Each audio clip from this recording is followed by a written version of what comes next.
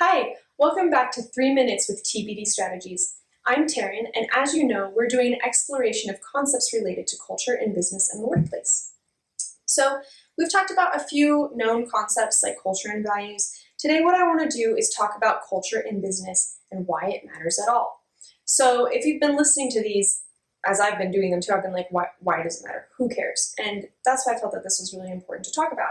So regardless of what level you're on, whether you're in executive leadership, if you're in management, if you're not, this is important. This question, why does it matter to me in business?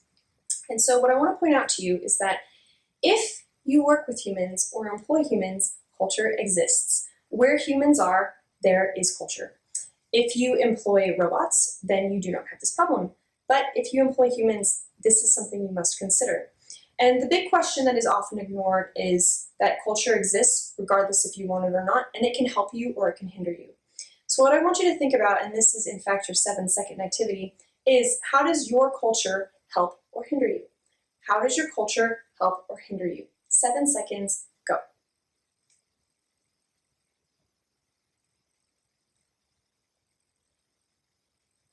Great. So I don't have the answer to that for you, only you can assess it. But what I want to do is look at how do cultures, in fact, help or hinder.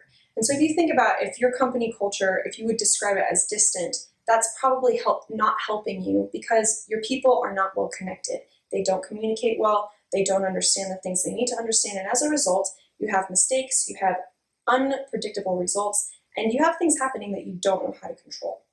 There are things that happen in business that are out of our control, but on the whole, we want our culture to support stability, sustainability, and scalability in our companies rather than hindering it.